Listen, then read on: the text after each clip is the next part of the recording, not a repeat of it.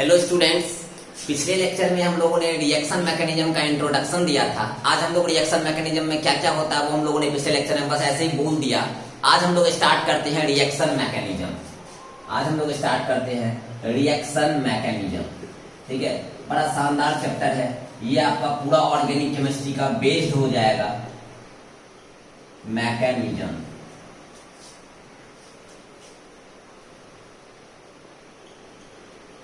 ठीक है। Reaction mechanism, reaction mechanism क्या होता है, कैसे होता है, इसकी रूडिमेंट्री की बात करेंगे, क्योंकि इसका रूडिमेंट्री पूरे ऑर्गेनिक केमिस्ट्री का रूडिमेंट्री है, दैट मींस बेस है।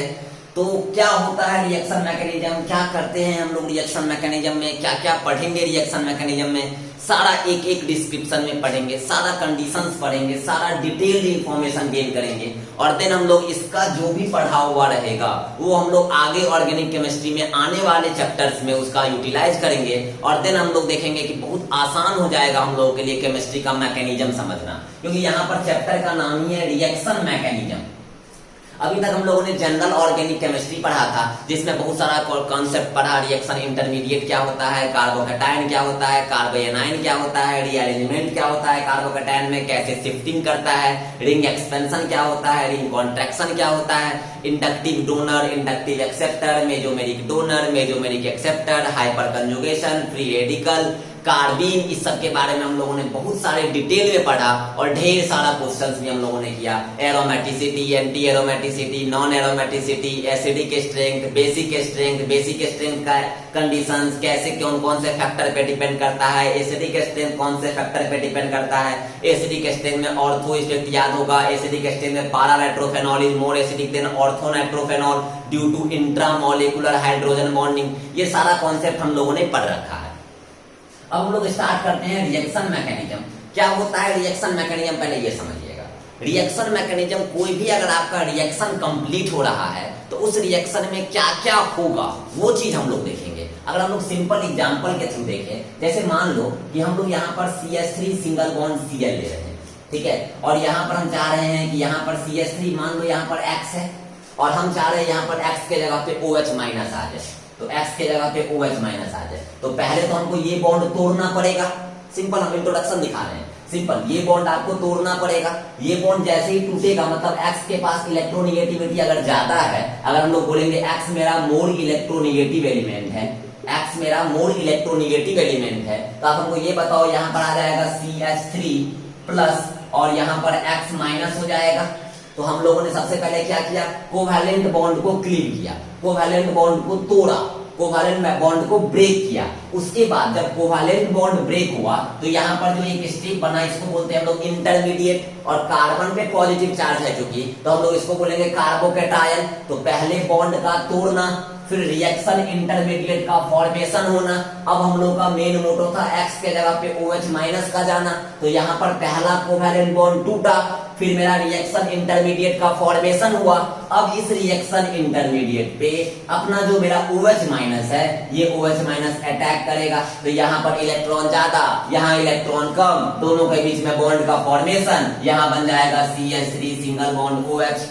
तो पहले एक कोवैलेंट बॉन्ड ब्रेक किया, फिर मेरा रिएक्शन इंटरमीडिएट का फॉर्मेशन हुआ, और फिर लास्ट में मेरा क्या हुआ, तो बॉन्ड का फॉर्मेशन हो रहा है। सिंपल, अगर हम लोग सिंपल बात करें, कभी भी अगर हम लोग बात करेंगे तो यहाँ हम लोग ये कह सकते हैं कि रिएक्शन मैकेनिज्म में पहले एक बॉन्ड तोड़ा जाएगा, पहले एक बॉन्ड तोड़ा जाएगा, फिर मेरा रिएक्शन इंटरमीडिएट का फॉर्मेशन होगा, और देन रिएक्शन इंटरमीडिएट के फॉर्मेशन होने के बाद मेरा नया कोवैलेंट बॉन्ड का फॉर्मेशन होगा। तो हम लोग का मोटो था इस X को हटाना और X के जगह पे OH माइनस को लगाना। तो 3 स्टेप में हुआ, पहले कोवैलेंट बॉन्ड ब्रेक किया, फिर रिएक्शन इंटरमीडिएट का फॉर्मेशन हुआ, रिएक्शन इंटरमीडिएट का फॉर्मेशन हुआ, ठीक है। रिएक्शन इंटरमीडिएट यहाँ पर क्या है, तो आप बोलोगे सर कार्बोकैटायन है। तो पहले मेरा एक कोवैलेंट बॉन्ड टूटा, फिर रिएक्शन इंटरमीडिएट यानी कार्बोकैटायन का फॉर्मेशन हुआ, और देन नया कोवैलेंट बॉन्ड का फॉर्मेशन हुआ।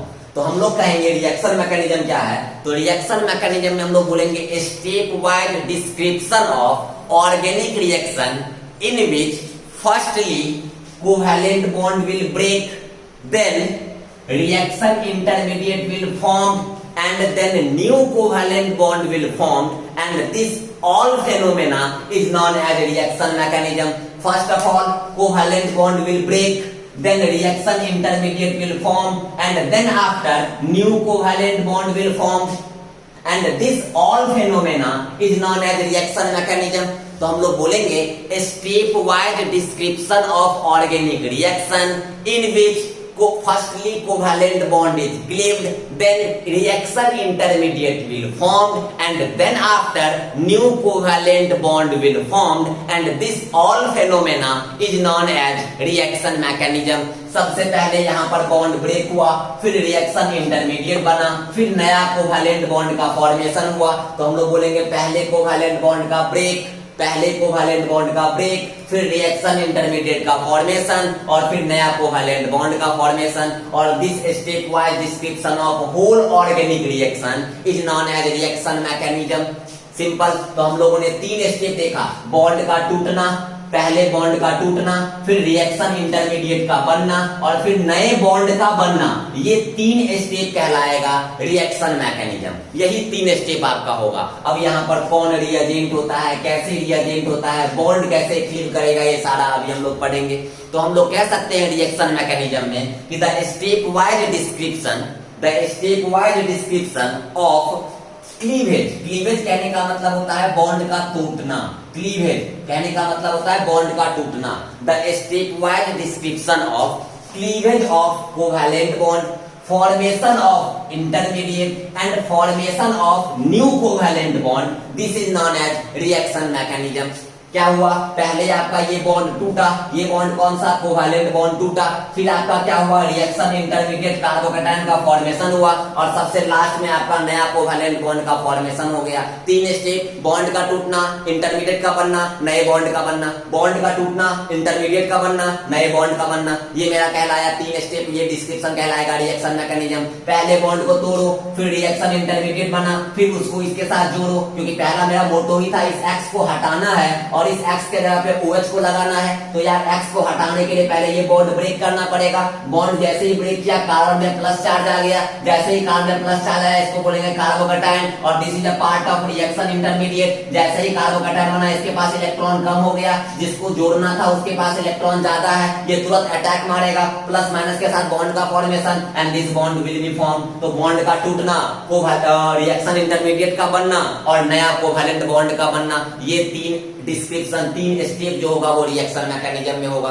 The stepwise description of cleavage of covalent bond, formation of intermediate and formation of new covalent bond. Formation of new covalent bond. This covalent bond will be different from this covalent bond, because in this compound bond will be C and X, and here bond will be carbon and oxygen. So this will different covalent bond. So we can say first of all, first covalent bond will cleave, then reaction intermediate will form, and then after new covalent bond will form, and this whole phenomena is known as reaction mechanism. तो आप ये लिख लेना कि the step wise description of cleavage of covalent bond, formation of reaction intermediate, and then after new covalent bond will form. This overall phenomena, this whole phenomena is known as reaction mechanism. तो आप इसको अच्छे से note down कर लो. क्या हुआ, पहले bond टूटा, फिर क्या हुआ, रिएक्शन इंटरमीडिएट बना, फिर क्या हुआ, न्यू कोवैलेंट बॉन्ड का फॉर्मेशन. तो यहां बोलेंगे cleavage of covalent bond, cleavage of covalent bond. यहां बोलेंगे formation of reaction intermediate, formation of reaction intermediate. यहां क्या बोलेंगे, new covalent bond will form, new covalent bond, new covalent bond will form, new covalent bond will form. तो 3 चीज बोले, पहले आपका क्लीवेज ऑफ कोवैलेंट बॉन्ड, फिर फॉर्मेशन ऑफ रिएक्शन इंटरमीडिएट, और then new covalent bond will form. तो ये process, ये फेनोमेना क्या कहलाया, रिएक्शन मैकेनिज्म कहलाया. अब बॉन्ड कैसे क्लीव करता है ये हम लोग आगे देखते हैं. इसको पहले आप नोट डाउन कर लीजिए.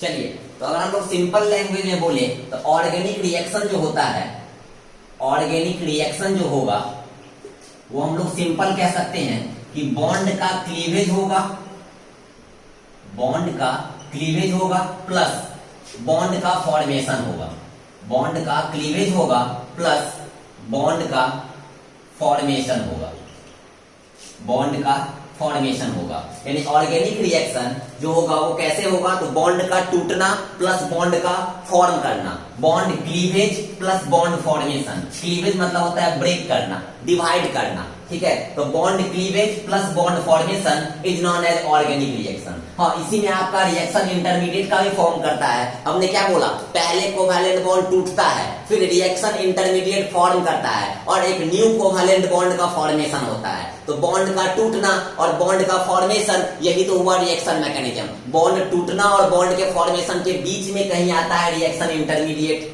ठीक है। तो bond cleavage plus bond formation is known as organic reaction, simple. अब हम लोग बोलेंगे बॉन्ड क्लीवेज कैसे कैसे होता है, तो हम लोग जानते हैं टाइप्स ऑफ क्लीवेज के बारे में। तो आप हेडिंग डालो टाइप्स ऑफ क्लीवेज। अगर हम लोग बात करेंगे टाइप्स ऑफ क्लीवेज के बारे में, तो सिंपल अगर हम लोग देखते हैं, यानी organic reaction is equal to bond cleavage plus bond formation. अब यहाँ पर हम लोग बोलते हैं types of bond cleavage, types of bond cleavage, types of bond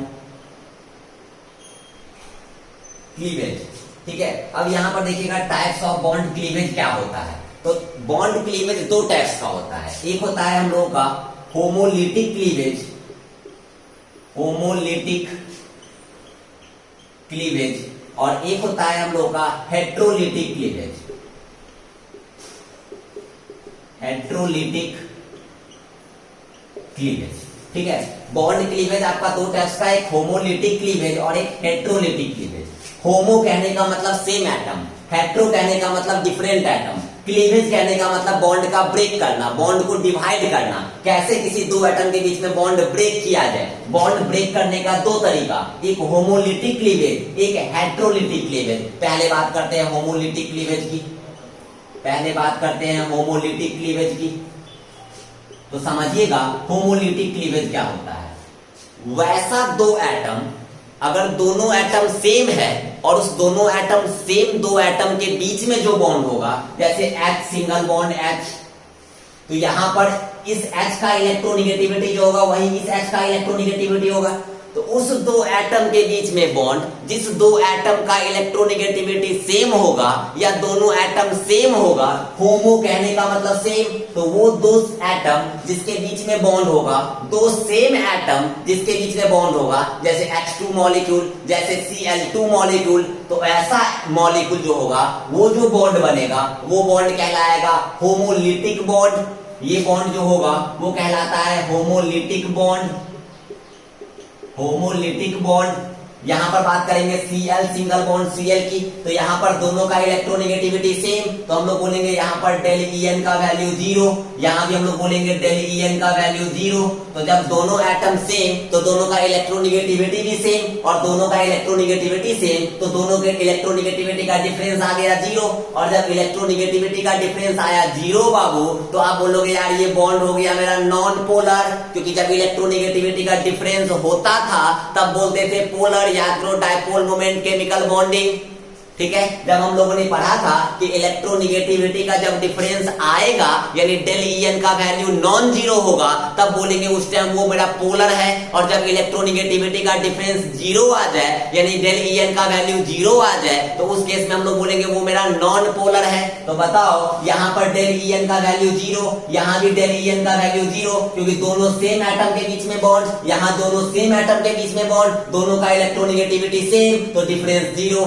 यहाँ दोनों इलेक्ट्रोनिगेटिविटी सेम तो डिफरेंस 0। और जब दोनों सेम इलेक्ट्रोनिगेटिव एलिमेंट के बीच में बॉन्ड है, तो बताओ यार ये बॉन्ड कौन सा बॉन्ड कहलाएगा। तो आप बोलोगे सर ये होमोलिटिक बॉन्ड, या इसी को हम लोग बोलेंगे पोलर या नॉन पोलर। आप बोलोगे सर नॉन पोलर, ये मेरा कौन सा बॉन्ड, आप बोलोगे सर नॉन पोलर बॉन्ड, या इसी को बोलेंगे होमोलिटिक बॉन्ड। तो यहां पर जब बॉन्ड को तोड़ना होगा, जब यहां पर बॉन्ड को तोड़ना होगा, तो आप जब बॉन्ड को ब्रेक करवाओगे, तो यहां पर हम लोग बात करेंगे H सिंगल बॉन्ड H की, तो यहां पर हम लोग क्या करते हैं, सनलाइट लेते हैं, H न्यू, यहां पर हम लोग लेते हैं सनलाइट यानी H न्यू। अब यहां पर H न्यू लोगे तो यहां पर ये क्या हो जाएगा, तो ये मेरा सनलाइट ले लो, ये मेरा सनलाइट ले लो, तो यहाँ जो बॉन्ड है ये बॉन्ड अपना एक इलेक्ट्रॉन इस H को देगा और अपना एक इलेक्ट्रॉन इस H को देगा, और ये जो एरो होता है इस एरो को हम लोगों ने पढ़ रखा है, ये मेरा हुक फिश एरो होता है, ये मेरा हुक फिश एरो होता है, ये हम लोगों ने पढ़ रखा है। तो इस बॉन्ड में दो इलेक्ट्रॉन और दोनों का इलेक्ट्रोनेगेटिविटी सेम, तो ये दोनों एटम अपना अपना इलेक्ट्रॉन ले लेगा। तो यहाँ पर ये एक electron by this hook fish arrow, and ये हाइड्रोजन भी इस एरो के कारण एक इलेक्ट्रॉन लिया। तो अब इस बॉन्ड में मेरा दो इलेक्ट्रॉन था, एक इलेक्ट्रॉन ये और एक इलेक्ट्रॉन ये। जब ये इलेक्ट्रॉन ये H ले लिया, ये इलेक्ट्रॉन ये H ले लिया, तो इलेक्ट्रॉन के हेल्प से ही तो बॉन्ड होता है, और जब इलेक्ट्रॉन ही नहीं तो बॉन्ड ही नहीं। यानी कि यहाँ जब दोनों इलेक्ट्रॉन दोनों हाइड्रोजन ले लिया, तो बताओ अब यह बॉन्ड का सिग्निफिकेंस होगा या नहीं होगा? आप बोलोगे सर नहीं होगा। मतलब यहाँ से लिख सकते हैं H पर एक फ्री रेडिकल और यहाँ पर एक और H, और इस H पर भी एक फ्री रेडिकल, यानी अब इस दोनों H के बीच में बॉन्ड मेरा ब्रेक हो गया। इसी को लिख सकते हैं 2H, और इस H पे फ्री रेडिकल। नहीं आ रहा है समझ में? यहां बोलेंगे यार दोनों का इलेक्ट्रोनेगेटिविटी सेम था, दोनों का इलेक्ट्रोनेगेटिविटी सेम होने के कारण दोनों के इलेक्ट्रोनेगेटिविटी का डिफरेंस यहाँ पर 0 आ गया। इलेक्ट्रोनेगेटिविटी का डिफरेंस 0 आ गया, मतलब ये बॉन्ड मेरा नॉन पोलर हुआ। नॉन पोलर हुआ ना तो ये हाइड्रोजन इसका इलेक्ट्रॉन ले पाएगा, ना ही ये हाइड्रोजन इस हाइड्रोजन का इलेक्ट्रॉन ले पाएगा। तो दोनों हाइड्रोजन ने ये डिसाइड किया कि यार दोनों अपना अपना इलेक्ट्रॉन लेके चल निकलते हैं। तो ये हाइड्रोजन भी इस बॉन्ड से अपना इलेक्ट्रॉन एक ले लिया, ये हाइड्रोजन भी इस बॉन्ड से अपना एक इलेक्ट्रॉन ले लिया। इस बॉन्ड में दो ही इलेक्ट्रॉन एक एक दोनों ने बांट लिया। अब इस बॉन्ड में इलेक्ट्रॉन ही नहीं रहा, बॉन्ड में इलेक्ट्रॉन नहीं तो बॉन्ड नहीं, बॉन्ड नहीं तो बॉन्ड खत्म। दोनों अपना एक एक इलेक्ट्रॉन लेके यहां से निकल गया। तो हम लोग बोलेंगे कि होमोलिटिक क्लीवेज में सनलाइट के प्रेजेंस में फ्री रेडिकल इंड्यूस होता है। होमोलिटिक क्लीवेज कब? जब दोनों सेम एटम के बीच में बॉन्ड होगा। दोनों सेम एटम के बीच में बॉन्ड मतलब दोनों का इलेक्ट्रोनेगेटिविटी सेम, दोनों का इलेक्ट्रोनेगेटिविटी सेम मतलब चेंज इन इलेक्ट्रोनेगेटिविटी विल 0। और अगर डेल En का वैल्यू 0, अगर दोनों एटम सेम है तो वहां हम लोग बोलेंगे वो मेरा नॉन पोलर बॉन्ड हुआ या होमोलिटिक बॉन्ड हुआ। होमो कहने का मतलब सेम, हेट्रो कहने का मतलब डिफरेंट। होमो से नाम क्लियर है, दोनों एटम सेम, दोनों एटम सेम, दोनों यहां से भी यार एक इलेक्ट्रॉन ये Cl लेगा, यहां से भी एक इलेक्ट्रॉन Cl लेगा। तो होमोलिटिक क्लीवेज में जो एरो यूज होता है वो यूज होता है हुक फिश एरो। होमो कहने का मतलब सेम, बॉन्ड जो होगा वो दोनों सेम एटम के बीच में होगा, उस बॉन्ड को हम लोग होमोलिटिक बॉन्ड बोलेंगे या नॉन पोलर बॉन्ड बोलेंगे। होमोलिटिक क्लीवेज होने के बाद आयन क्रिएट नहीं होता है, क्योंकि यार कोई एटम किसी का इलेक्ट्रॉन ना ही ले रहा है ना ही किसी को दे रहा है। यहाँ तो दोनों एटम अपना अपना इलेक्ट्रॉन ले रहा है, तो क्या उस पर कोई चार्ज आएगा? क्या वो आयन क्रिएट कर पाएगा? हम बोलेंगे होमोलिटिक क्लीवेज में कभी भी प्लस या माइनस का नाम नहीं लेंगे। होमोलिटिक क्लीवेज में फ्री रेडिकल इंड्यूस होगा, जैसा कि हम लोग यहाँ देख रहे हैं। होमोलिटिक क्लीवेज कब होगा? जब हम लोग सनलाइट के प्रेजेंस में रिएक्शन करवाएंगे। होमोलिटिक बॉन्ड जो होगा उसी को हम लोग कौन सा बॉन्ड बोलेंगे? पोलर या non polar? Non polar. Polar तब होता जब दोनों में इलेक्ट्रोनेगेटिविटी का डिफरेंस होता। कोई एक एटम किसी दूसरे एटम से इलेक्ट्रॉन खींच पाता तब आयन इंड्यूस होता और तब बोलते वो पोलर होगा। लेकिन यहाँ तो दोनों का इलेक्ट्रोनेगेटिविटी सेम, क्योंकि दोनों एटम सेम, तो दोनों में से कोई भी एक दूसरे से इलेक्ट्रॉन नहीं खींच पाएगा। इसका मतलब यहाँ दोनों का इलेक्ट्रोनेगेटिविटी सेम, तो दोनों अपना अपना इलेक्ट्रॉन लेगा। अपना अपना इलेक्ट्रॉन लेने से कोई चार्ज क्रिएट नहीं होगा, मतलब आयन इंड्यूस नहीं होगा। इसलिए हम बोलेंगे यहाँ ना ही कैटायन ना ही एनायन, यहाँ सिर्फ फ्री रेडिकल होगा। तो होमोलिटिक क्लीवेज आपको समझ में आया होगा। तो एग्जांपल में ले लो H2Cl2 कब होगा? पोलर बॉन्ड क्या, नॉन पोलर बॉन्ड क्या? तो नॉन पोलर बॉन्ड कब? जब होमोलिटिक क्लीवेज की बात करते हैं। तो होमोलिटिक क्लीवेज में सारा एग्जांपल आप लिख लो, देन हम लोग डिस्कस करेंगे हेट्रोलिटिक क्लीवेज को।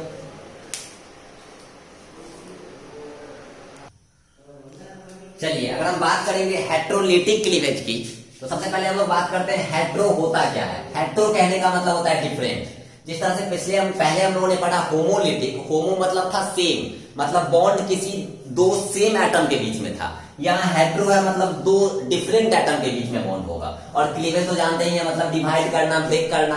तो जब हम लोग हेट्रोलिटिक क्लीवेज की बात करेंगे तो यहाँ पर बात करेंगे H सिंगल बॉन्ड Cl की। जब हम हेट्रोलिटिक क्लीवेज की बात करेंगे तो हम लोग बात करेंगे H सिंगल बॉन्ड F की। तो यहाँ पर जो H है और यहाँ पर Cl है, दोनों के इलेक्ट्रोनेगेटिविटी में डिफरेंस है। यहाँ जो H है और यहाँ जो F है, दोनों में इलेक्ट्रोनिगेटिविटी में डिफरेंस है, मतलब इसका इलेक्ट्रोनिगेटिविटी ज्यादा, इसका इलेक्ट्रोनिगेटिविटी कम। तो यहाँ हम लोग बोलेंगे डेल En का वैल्यू इस बार चेंज, जो इलेक्ट्रोनिगेटिविटी का डिफरेंस जो है वो मेरा जीरो नहीं होगा, इस बार क्या होगा, नॉन जीरो होगा। और डेल En का वैल्यू नॉन जीरो होगा, इसका मतलब इस दोनों में किसी ना किसी का इलेक्ट्रोनिगेटिविटी ज्यादा और किसी ना किसी का इलेक्ट्रोनिगेटिविटी कम होगा। तो हम लोग जानते हैं यार हैलोजन का इलेक्ट्रोनिगेटिविटी ज्यादा होता है, मतलब क्लोरीन का इलेक्ट्रोनिगेटिविटी यहाँ ज्यादा है, और जिसका इलेक्ट्रोनिगेटिविटी ज्यादा उसके पास इलेक्ट्रॉन खींचने की टेंडेंसी भी ज्यादा होती है। इसका मतलब है यहाँ जो ये बॉन्ड होगा, ये बॉन्ड कौन सा बॉन्ड कहलाएगा, तो हम बोलेंगे हेट्रोलिटिक बॉन्ड कहलाएगा। या यहाँ बॉन्ड जो होगा वो इलेक्ट्रोनिगेटिविटी का डिफरेंस जीरो है, नॉन जीरो है, तो यहाँ ये बॉन्ड कहलाएगा पोलर बॉन्ड, यहाँ ये बॉन्ड कहलाएगा पोलर बॉन्ड। और यहाँ अगर Cl का इलेक्ट्रोनिगेटिविटी ज्यादा तो Cl इस बार इलेक्ट्रॉन खींचेगा, और ये जो एरो होगा वो एरो कहलाएगा bidirectional arrow, bidirectional arrow. इसका मतलब हुआ कि यहाँ पर ये क्लोरीन अपना इलेक्ट्रॉन तो इस बॉन्ड से ले ही रहा है, साथ ही साथ इस हाइड्रोजन का भी इलेक्ट्रॉन ले रहा है, तब जो मेरा बॉन्ड, ये जो बॉन्ड एटम पर आएगा चार्ज वो H+ और Cl-, यानी कि हेट्रोलिटिक क्लीवेज में आयन का इन्वॉल्वमेंट होता है, आयन इंड्यूस करेगा, कैटायन या एनायन आएगा, क्योंकि इलेक्ट्रोनिगेटिविटी का डिफरेंस है। इलेक्ट्रोनिगेटिविटी का डिफरेंस मतलब किसी एक का इलेक्ट्रोनिगेटिविटी ज्यादा, किसी एक का इलेक्ट्रोनिगेटिविटी कम, जिसका इलेक्ट्रोनिगेटिविटी ज्यादा उसके पास इलेक्ट्रॉन खींचने की टेंडेंसी भी ज्यादा। यहाँ क्लोरीन का इलेक्ट्रोनिगेटिविटी ज्यादा था, क्लोरीन अपना इलेक्ट्रॉन तो लिया ही, साथ ही साथ हाइड्रोजन का भी इलेक्ट्रॉन ले लिया, और इस एरो को हम लोग बोले bidirectional arrow. Bidirectional arrow कहने का मतलब यहाँ पर Cl पे इलेक्ट्रॉन आ रहा है, इसलिए Cl पे माइनस, हाइड्रोजन से इलेक्ट्रॉन जा रहा है, मतलब हाइड्रोजन इलेक्ट्रॉन लूज कर रहा है, इसलिए हाइड्रोजन पे चार्ज आएगा प्लस, तो H+ और Cl-। यहाँ पर हम लोग बात करेंगे तो यहाँ पर भी आपका डेल En का वैल्यू नॉन जीरो, मतलब ये बॉन्ड इस पे जाएगा तो H पे प्लस और H पे माइनस, ये बॉन्ड जो होगा वो मेरा बॉन्ड कौन सा बॉन्ड, तो आप बोलोगे sir polar bond. Polar bond कब, जब जिस दो एटम के बीच में बॉन्ड है वहां इलेक्ट्रोनिगेटिविटी का डिफरेंस होगा। और नॉन पोलर कब, जब हम बोलेंगे H सिंगल बॉन्ड H, तब ये बॉन्ड कौन सा, हम बोलेंगे नॉन पोलर। समझ में आ रहा है, हम लोग बोलेंगे Cl सिंगल बॉन्ड Cl, यहाँ नॉन पोलर, लेकिन बोलेंगे H सिंगल बॉन्ड Cl, ये बोलेंगे आप पोलर।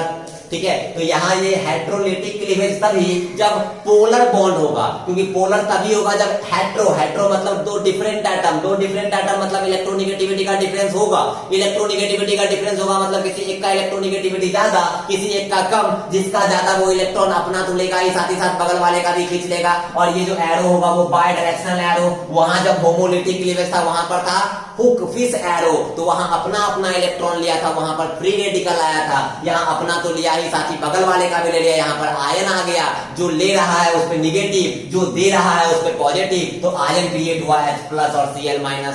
तो होमोलिटिक क्लीवेज जब दोनों सेम एटम के बीच में बॉन्ड, और वहां जब बॉन्ड ब्रेक करेगा तो फ्री रेडिकल इंड्यूस होगा। हेट्रोलिटिक क्लीवेज जब दो डिफरेंट एटम के बीच में बॉन्ड, वहां इलेक्ट्रोनिगेटिविटी का डिफरेंस होगा, मतलब वो बॉन्ड पोलर होगा, और वहां जो बॉन्ड ब्रेक करेगा तो आयन प्रोड्यूस करेगा, कैटायन या एनायन। तो homolytic cleavage clear, heterolytic cleavage clear. अब हम लोग जानते हैं रिएजेंट के बारे में, क्या होता है रिएजेंट, कैसे हम लोग डिसाइड करेंगे कौन रिएजेंट, कौन सा रिएजेंट है, ये रिएजेंट कौन सा है, कौन सा स्पीशीज क्या है, वो हम लोग डिस्कस करेंगे। तो अब हम लोग बात करते हैं रिएजेंट के बारे में। चलिए अब हम लोग बात करते हैं रिएजेंट के बारे में। रिएजेंट के बारे में, रिएजेंट क्या होता है समझिएगा, बड़ा आसानी से समझते हैं रिएजेंट के बारे में। जैसे आप देखोगे जो अटैक करता है उसको हम लोग बोलते हैं रिएजेंट। जैसे हम लोग देखे थे कि CH3 और इस पे प्लस चार्ज आया था और OH माइनस था, तो ये OH माइनस इस पे अटैक कर रहा है, तो जो अटैक कर रहा है यहाँ पर ये अटैक कर रहा है, मतलब ये हो गया रिएजेंट। ठीक है, और जिस पे अटैक कर रहा है उसको हम लोग बोलते हैं सबस्ट्रेट। ठीक है, आगे से हम लोग डिस्कस करेंगे, ये सारा चीज डिस्कस करेंगे जब हम लोग SN1 SN2 सब्स्टिट्यूशन रिएक्शन पढ़ेंगे। तो रिएजेंट सिंपल होता है जो अटैक करता है, यानी हम लोग बोलेंगे कि जिसके पास, अब किसके पास कौन सा रिएजेंट है वो देखते हैं। तो रिएजेंट हम लोग का दो टाइप्स का होता है, एक हम लोग का होता है इलेक्ट्रोफाइल या इलेक्ट्रोफिलिक रिएजेंट, या इसी को हम लोग बोलेंगे इलेक्ट्रोफिलिक रिएजेंट। ठीक है। और अगर हम लोग सेकंड बात करेंगे तो सेकंड हम लोग बोलेंगे इसको न्यूक्लियोफाइल, सेकंड बोलेंगे न्यूक्लियोफाइल। न्यूक्लियोफाइल कहने और या इसी को बोलेंगे न्यूक्लियोफिलिक रिएजेंट। क्या बोलेंगे? Nucleophilic reagent. ठीक है। अगर हम लोग यहाँ पे बात करें, एक होता है मेरा इलेक्ट्रोफाइल, इलेक्ट्रोफिलिक रिएजेंट, और एक होता है न्यूक्लियोफाइल, न्यूक्लियोफिलिक रिएजेंट। ठीक है। अब यहाँ पे अगर हम लोग बात करते हैं इलेक्ट्रोफाइल की, चलिए, तो अगर हम लोग इलेक्ट्रोफाइल या इलेक्ट्रोफिलिक रिएजेंट, और एक रिएजेंट होता है न्यूक्लियोफाइल या न्यूक्लियोफिलिक रिएजेंट। अब हम लोग बात करते हैं इलेक्ट्रोफाइल या इलेक्ट्रोफिलिक रिएजेंट की। तो अगर आप यहाँ पर दो टाइप्स लिखना है रिएजेंट के बारे में, और फिर हम लोग बात करते हैं इलेक्ट्रोफाइल या इलेक्ट्रोफिलिक रिएजेंट के बारे में। क्या होता है इलेक्ट्रोफिलिक रिएजेंट वो समझ लेंगे। तो हम लोग बात करेंगे, अभी तक हम लोगों ने बहुत बार जाना है कि इलेक्ट्रोफाइल, इलेक्ट्रोफाइल ढेर सारे बार सुना है, बहुत बार सुने हैं, लेकिन ये इलेक्ट्रोफाइल एक्चुअल में क्या होता है, किसको हम लोग बोलेंगे इलेक्ट्रोफाइल। कौन सा स्पेसीज देखेंगे तो हम बोलेंगे ये इलेक्ट्रोफाइल है, कौन सा स्पेसीज देखेंगे तो हम इसको बोलेंगे न्यूक्लियोफाइल है। कौन इलेक्ट्रोफाइल कौन न्यूक्लियोफाइल, आज वो अच्छे से क्लियर हो जाएगा। इलेक्ट्रोफाइल कहने का मतलब यहाँ इलेक्ट्रो और यहाँ होता है फाइल। इलेक्ट्रोफाइल, फील मतलब फाइल जो होता है इसको कहते हैं हम लोग टू लव। ठीक है, इतना ध्यान नहीं देना है। और इलेक्ट्रॉन मतलब ये इलेक्ट्रॉन ही है, तो इलेक्ट्रॉन को प्यार करने वाला इलेक्ट्रोफाइल होता है। इलेक्ट्रॉन को कौन प्यार करेगा? जिसके पास इलेक्ट्रॉन नहीं होगा। अरे यार बताओ, तुम्हारे पास इलेक्ट्रॉन नहीं है, तुम इलेक्ट्रॉन लेना चाहोगे? मेरे पास इलेक्ट्रॉन बहुत ज्यादा है, हम इलेक्ट्रॉन देना चाहेंगे। तो अगर मेरे पास इलेक्ट्रॉन ज्यादा है तो हम इलेक्ट्रॉन को एक्सेप्ट नहीं करना चाहेंगे, हम इलेक्ट्रॉन से प्यार नहीं करेंगे। लेकिन यार जिसके पास इलेक्ट्रॉन कम है वो इलेक्ट्रॉन को लेना चाहेगा। तो वैसा स्पेसीज, वैसा रिएजेंट जो इलेक्ट्रॉन को प्यार करे, जो इलेक्ट्रॉन को प्यार करे, इसका मतलब वो स्पेसीज जो इलेक्ट्रॉन डेफिशिएंट है, जिसके पास इलेक्ट्रॉन कम है, उसको बोलेंगे हम लोग इलेक्ट्रोफाइल। वैसा स्पेसीज जिसके पास इलेक्ट्रॉन कम है उसको हम लोग बोलेंगे इलेक्ट्रोफाइल। तो हम लोग बोल सकते हैं electron deficient species, electron deficient species is known as क्या? इलेक्ट्रोफाइल। Electrophile clear. तो electron deficient species is known as electrophile. अब कैसे हम लोग समझेंगे कौन इलेक्ट्रॉन डेफिशिएंट है, कौन इलेक्ट्रॉन रिच है? तो हम लोग इलेक्ट्रॉन डेफिशिएंट की बात करेंगे कि जो इलेक्ट्रॉन डेफिशिएंट स्पेसीज होगा, क्योंकि वही स्पेसीज जो इलेक्ट्रॉन डेफिशिएंट होगा वो इलेक्ट्रॉन को लेना चाहेगा, इलेक्ट्रॉन को अट्रैक्ट करना चाहेगा। क्योंकि जिसके पास इलेक्ट्रॉन ज्यादा है वो कभी भी इलेक्ट्रॉन को एक्सेप्ट नहीं करना चाहेगा। तो सबसे पहले इलेक्ट्रोफाइल को हम लोग सिंबॉलिकली दिखाते हैं E प्लस से। E कहने का मतलब इलेक्ट्रोफाइल, और प्लस इसीलिए आया क्योंकि इसके पास इलेक्ट्रॉन कम, ये सिंबॉलिकली रिप्रेजेंट कर रहा है। इलेक्ट्रोफाइल के पास इलेक्ट्रॉन कम होता है, और इलेक्ट्रॉन कम होता है इसलिए इस पे चार्ज पॉजिटिव दिखा दिए। अगर यहाँ माइनस होता तो हम बोलते यहाँ इलेक्ट्रॉन ज्यादा है, मतलब इलेक्ट्रॉन तब तो रीच हो गया यार। तो हम बात करेंगे जिस किसी भी एटम पे प्लस चार्ज होगा, यहाँ पर ई मतलब इलेक्ट्रो, और यहाँ पॉजिटिव चार्ज है, तो इलेक्ट्रोफाइल क्यों बोल रहे हैं? क्योंकि पॉजिटिव चार्ज स्पेसीज या इलेक्ट्रॉन डेफिशिएंट स्पेसीज। तो अभी तक हम लोग यही जानते थे किसी भी एटम पे पॉजिटिव चार्ज है मतलब उसके पास पहले से इलेक्ट्रॉन कम है, तो हम बोलेंगे वो इलेक्ट्रॉन डेफिशिएंट हुआ। तो ये मेरा इलेक्ट्रोफाइल को सिंबॉलिकली रिप्रेजेंट करता है। तो ये हुआ मेरा इलेक्ट्रोफाइल। ठीक है। तो हम लोग क्या देखें इलेक्ट्रोफाइल या इलेक्ट्रोफिलिक रिएजेंट में, जो इलेक्ट्रॉन को प्यार करे। इलेक्ट्रॉन को कौन प्यार करेगा? जिसके पास इलेक्ट्रॉन कम होगा। जिसके पास इलेक्ट्रॉन कम होगा वो इलेक्ट्रॉन के मामले में डेफिशिएंट होगा। तो हम बोलेंगे electron deficient species is known as, electron deficient species is known as electrophile. ठीक है। अब इलेक्ट्रोफाइल कहां कहां कैसे कैसे इलेक्ट्रोफाइल होगा वो हम लोग डिस्कस करते हैं। तो हम लोग लिखेंगे यहाँ पर, पहले आप ये डेफिनेशन लिख लो, इलेक्ट्रोफाइल लिख लो, इलेक्ट्रोफाइल को सिंबॉलिकली कैसे रिप्रेजेंट करते हैं वो देख लो। अब देन हम लोग अब एग्जांपल देखेंगे। अब देखिएगा, अगर हम लोग इलेक्ट्रोफाइल की बात करें, अगर हम लोग इलेक्ट्रोफाइल की बात करें, सबसे पहले देखते हैं इलेक्ट्रोफाइल में और क्या कंडीशन है। तो इलेक्ट्रोफाइल में कंडीशन हुआ कि इलेक्ट्रॉन को एक्सेप्ट करने का टेंडेंसी होगा। तो इलेक्ट्रॉन एक्सेप्टर, इलेक्ट्रॉन एक्सेप्ट करने की टेंडेंसी होगी इलेक्ट्रोफाइल में। क्योंकि इलेक्ट्रोफाइल को हम लोग बोले E प्लस, मतलब इसके पास इलेक्ट्रॉन कम है, तो इलेक्ट्रॉन डेफिशिएंट स्पीसीज मतलब वैसा स्पीसीज जिसके पास इलेक्ट्रॉन कम होता है उसको हम लोग बोलेंगे इलेक्ट्रोफाइल। तो बताओ अगर इसके पास इलेक्ट्रॉन कम है तो वो वहां अटैक करेगा जहां पर इलेक्ट्रॉन डेंसिटी सबसे ज्यादा होगा, वहां अटैक करेगा जहां इलेक्ट्रॉन डेंसिटी सबसे ज्यादा होगा। जैसे आप सिंपल समझो इलेक्ट्रॉन डेंसिटी के मामले में यहां पर लगा दिए NO2, यहां पर लगा दिए कुछ नहीं, यहां पर लगा दिए OCH3। अब बताओ यहाँ बेंजीन के अंदर 6 पाई इलेक्ट्रॉन, यहाँ बेंजीन के अंदर 6 पाई इलेक्ट्रॉन, यहाँ बेंजीन के अंदर 6 पाई इलेक्ट्रॉन, यहाँ NO2 मेरा -I और -M है, एक्सेप्टर लगा हुआ है, यहाँ कुछ नहीं तो ये मेरा न्यूट्रल है। यहाँ पर OCH3 O के पास लोन पेयर इलेक्ट्रॉन देके इसको हम लोग +M ले लेंगे, तो +M हुआ तो ये डोनर हुआ। अब यहां अगर हम लोग बोलेंगे कि इस तीनों में किस पे इलेक्ट्रोफाइल जल्दी अटैक करेगा, तो इलेक्ट्रोफाइल कहने का मतलब इलेक्ट्रॉन कम तो वो वहां अटैक करेगा जहां पर इलेक्ट्रॉन डेंसिटी इसको सबसे ज्यादा मिलेगा, वहां पर वो सबसे जल्दी अटैक करेगा। अरे यार ये बेचारा बहुत गरीब है तो वो वहां अटैक जल्दी करेगा जहां इसको सबसे पहले खाना मिलेगा। यार भूखा आदमी को खाना जहां सबसे जल्दी मिलेगा वहां वो जाना ज्यादा पसंद करेगा। तो ये इलेक्ट्रोफाइल, ये इलेक्ट्रॉन के मामले में गरीब तो वो वहां इस तीनों में से कहां जल्दी अटैक करना चाहेगा, जहां इसको इलेक्ट्रॉन सबसे ज्यादा मिलेगा। कहां इसको इलेक्ट्रॉन सबसे ज्यादा मिलेगा, तो देखो यार ये OCH3 मेजोमेरिक में +M इलेक्ट्रॉन दे रहा है, इलेक्ट्रॉन डेंसिटी यहां मैक्सिमम है, इलेक्ट्रॉन डेंसिटी यहां पर मैक्सिमम है, यहां पर इलेक्ट्रॉन डेंसिटी मैक्सिमम, तो यहां पर ये इलेक्ट्रोफाइल सबसे जल्दी अटैक करेगा।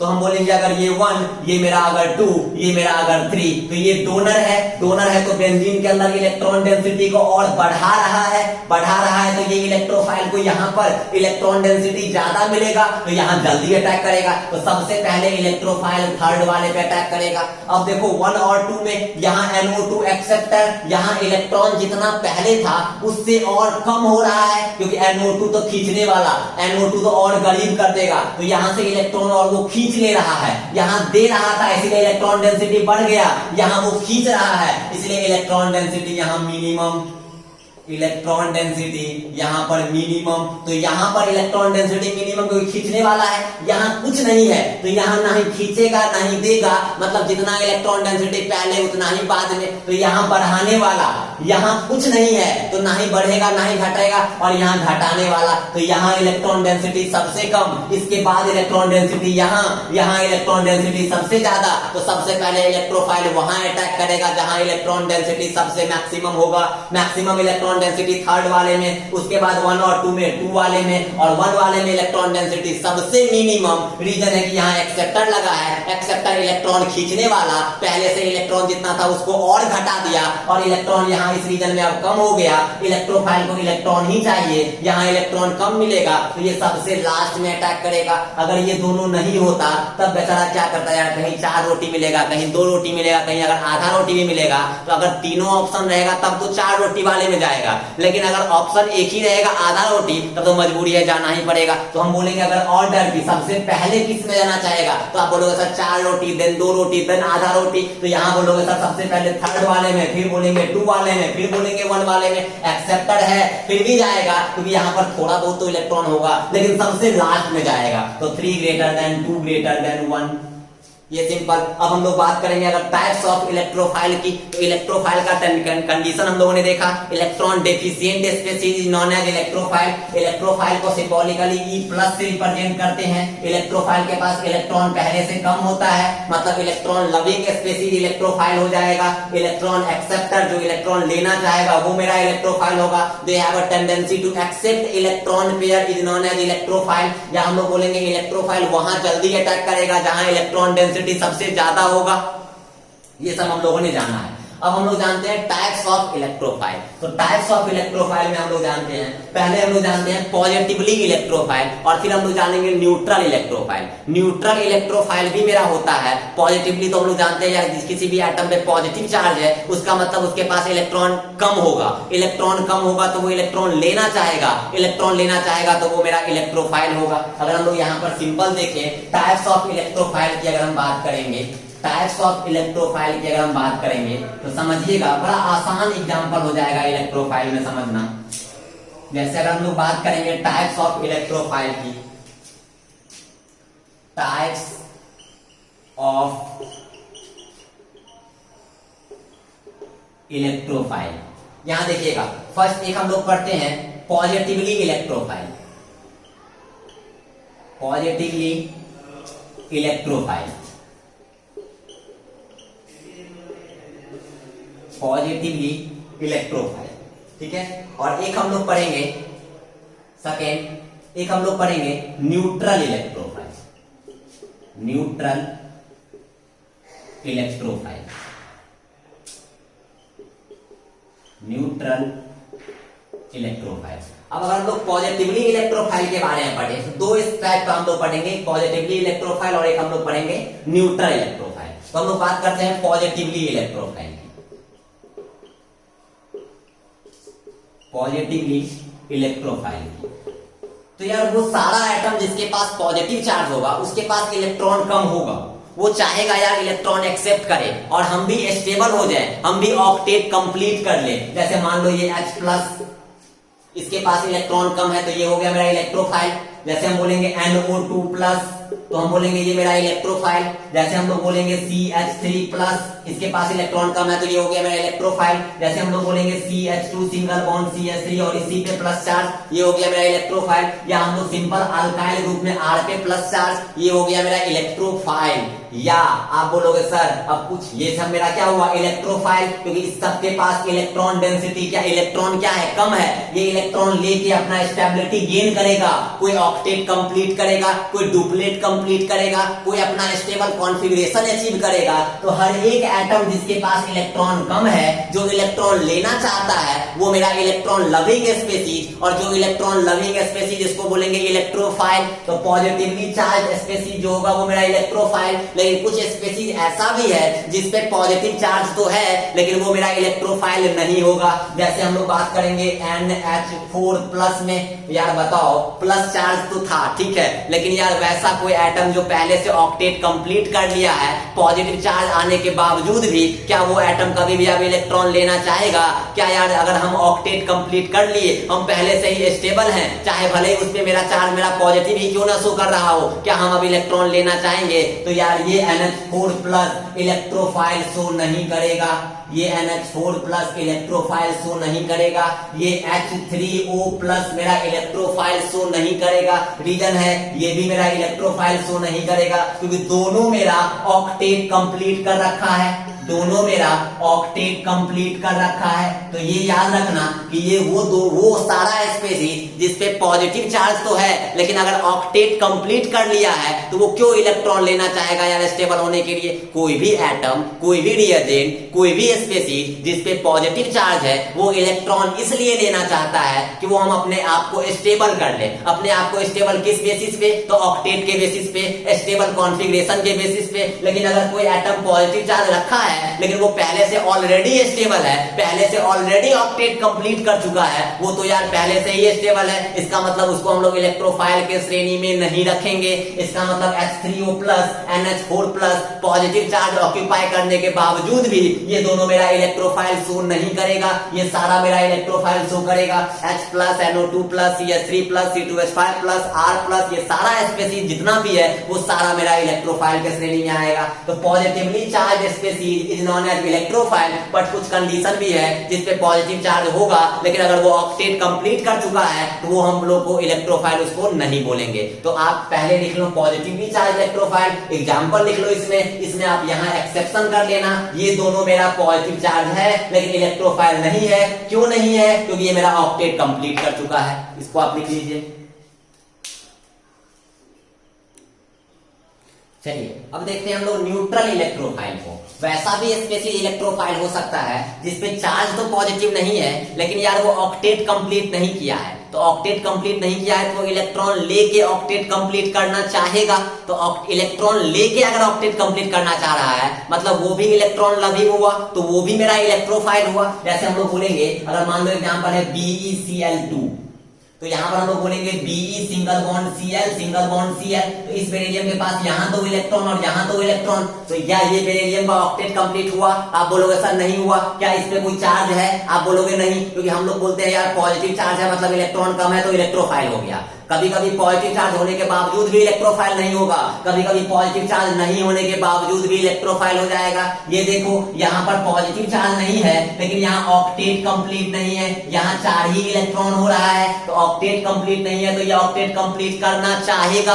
ऑक्टेट कंप्लीट करने के लिए इसको इलेक्ट्रॉन कहीं से मिलना चाहिए, मतलब ये इलेक्ट्रॉन एक्सेप्ट करना चाहेगा। इलेक्ट्रॉन लविंग स्पीशीज है इसीलिए हम इसको इलेक्ट्रोफाइल बोलेंगे। जैसे हम लोग बोल देंगे अगर AlCl3, तो यहाँ पर भी AlCl3 में एल्युमिनियम का 6 इलेक्ट्रॉन ही पूरा हो रहा है, ये भी ऑक्टेट कंप्लीट नहीं किया है, ये भी मेरा इलेक्ट्रोफाइल हो जाएगा। यहाँ पर बात करेंगे अगर हम लोग BF3, तो BF3 में भी B single bond F single bond F single bond F है। बोरोन का यहाँ भी 6 ही इलेक्ट्रॉन पूरा हो रहा है, यहाँ एल्युमिनियम का भी 6 ही इलेक्ट्रॉन पूरा हो रहा है। तो वो सारा स्पीशीज जिसपे प्लस चार्ज तो नहीं है वो मेरा न्यूट्रल है, लेकिन उसके पास ऑक्टेट कंप्लीट नहीं है। तो ऑक्टेट कंप्लीट नहीं है लेकिन चार्ज पॉजिटिव भी नहीं है, तो हर एक positive charge containing species electrophile नहीं होता है, और हर एक स्पीशीज जिसपे पॉजिटिव चार्ज नहीं होता है वो इलेक्ट्रोफाइल भी नहीं हो, वो भी जरूरी नहीं है। इस सबके पास पॉजिटिव चार्ज कहाँ है यार, तभी तो न्यूट्रल बोल रहे हैं। न्यूट्रल होने के बावजूद भी इलेक्ट्रोफाइल, क्योंकि सबको इलेक्ट्रॉन चाहिए। क्यों चाहिए? ऑक्टेट कंप्लीट करने के लिए, और जिस किसी को भी इलेक्ट्रॉन चाहिए वो सारा इलेक्ट्रोफाइल है। तो ये भी मेरा इलेक्ट्रोफाइल, ये भी मेरा इलेक्ट्रोफाइल, ये भी मेरा इलेक्ट्रोफाइल। जितना भी स्पीशीज है जो इलेक्ट्रॉन डेफिशिएंट होता है, इलेक्ट्रॉन डेफिशिएंट जिस किसी के भी मामले में हो, चाहे वो ऑक्टेट कंप्लीट के मामले में हो, स्टेबिलिटी कॉन्फिगरेशन के मामले में हो, चाहे वो उस पे चार्ज पॉजिटिव हो, वो सारा स्पीशीज वो मेरा इलेक्ट्रोफाइल होगा।